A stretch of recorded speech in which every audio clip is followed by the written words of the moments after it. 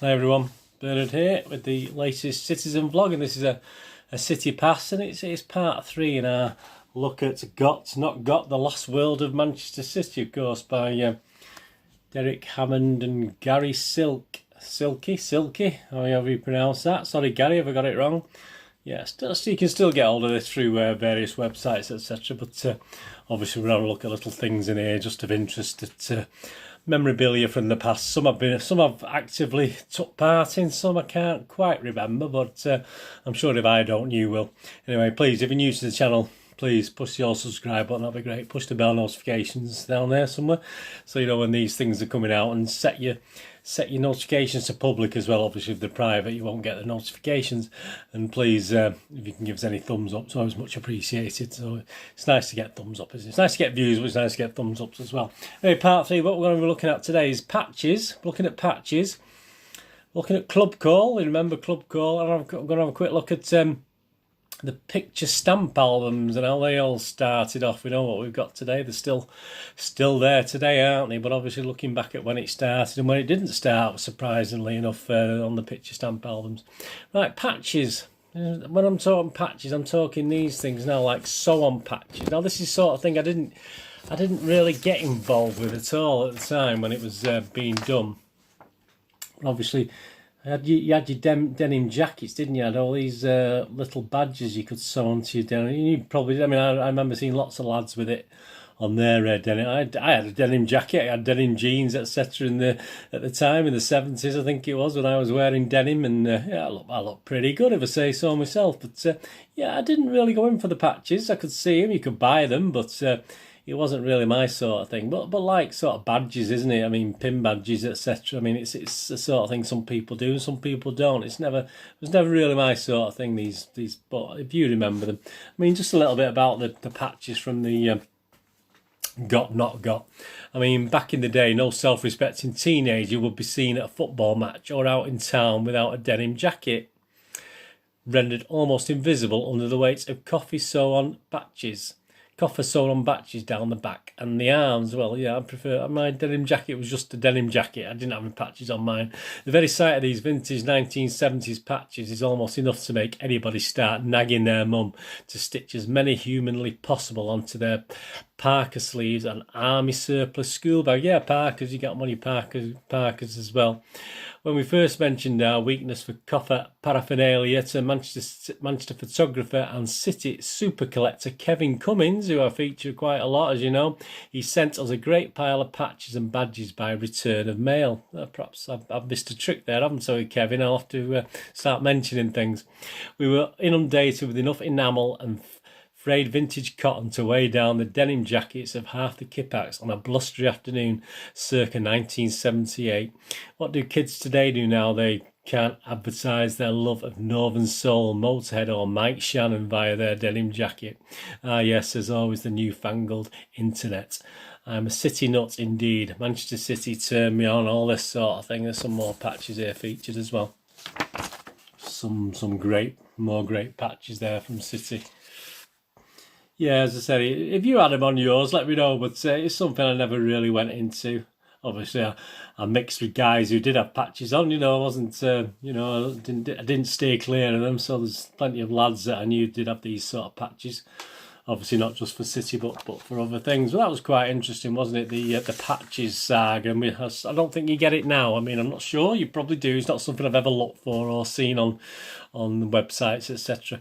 Now, if you're of the 80s, do you remember Clubcall? It used to cost you an absolute fortune to find out all the latest information on your football club. At least it was probably official. It probably wasn't all the 98%, 99% rubbish you get now through the internet, etc. But you had the Manchester City Clubcall, and you could phone 0898 12 11 921. There's the number for the thing. Give that. I don't know what happens when you ring it now. You probably still get charged, so be careful. Yeah, so back in the 80s and 90s, it was the sheer unavailability of up-to-minute club information that made it so tantalising, so valuable. You wouldn't want everyone else to know that David Oldfield had a hamstring, would you? Not if you were still thinking he might be playing on Saturday. You wouldn't want to miss what one-to-way Andy Hinchcliffe had allegedly denied this morning, or boss Howard Kendall's counter-denials on any new midfield ace rumours. The rumours. The Clubcall service came as a blessing for all fans, especially those exiled from local news, and those trapped at work with the benefit of a free phone to avoid the disgraceful premium call rates. Or you could ring from phone and get into trouble, like I used to work with a guy at GEC who used to ring certain numbers, and back in the 80s, and he got sacked because he spent literally thousands on these numbers. I won't tell you what, it certainly wasn't Clubcall he was ringing, but it certainly cost him his job, unfortunately. Whether they got the money back, I don't know, but I'm sure it gave him hours of fun anyway. So at the end of the line literally was a local newspaper stringer, or at least an answer phone recording of him, summing up back page stories from yesterday's evening paper and this morning's tabloids, I assume. To deliver value for money, he also used to make up juicy filler on the spot and read it out. Well, nothing ever changes there. Hello, and it's a big, and I used to talk, yeah, that was it. They used to say at the time as well, to get the money out. He used to go, hello, and it's a big citizen's welcome, citizen, to your exclusive frontline club call. So yeah, it used to be drawn out like that. Obviously get more. I mean, I can think of other phone lines where it was quite drawn out as well. But again, we'll not go into that. I just heard that. I didn't, nothing from my own experience, obviously. So anyway, when you were paying by the second, obviously it all made money. Yeah, so that was Manchester City club call, don't you? If you remember that, or how much you remember spending on that, or whether you actually had to go to bankruptcy court because you'd spent that much on club call and other things, we won't talk about. Anyway, that was something good. And I say, one good thing about the internet now, you don't have to do that, do you? And the last thing we're going to look at, picture stamp albums. Yeah, I mean, the wonderful World of Soccer Stars album was one, and obviously this is there's a cover there, the 1971-72 version. Obviously, all the City players in it. I mean, we know these Panini sticker albums now, etc., etc. But these were quite late. That was 71-72. But just reading from the Got Not Got again, how many sets of football cards and stickers do you reckon might have been pushed out into the UK market to mark the occasion of the 1966 World Cup? 10, 20? The answer, you might be surprised to hear, is none. Not one. Totally zero. In recent years, a limited test production of A and BC World Cup stamps has emerged, but these are priceless rarities that had no real impact, unfortunately. I mean, I did have a World Cup Willie football. I remember that had sweets in it. I remember that from the 1966 World Cup. Even though pocket-sized cardboard football cards, which they had with cigarette, you get cigarette cards, obviously, in cigarettes and stuff like that, and obviously even in candy cigarettes as well. Even though this had taken off, had been successfully covering the domestic game since the end of the 50s. Yeah, I remember the old City kits with the V-necks, etc. images, and European and South American manufacturers had produced trailblazing sticker books for the 1962 finals. It simply didn't occur to anyone to build on these trends. So I don't think it'd be missed now, would it?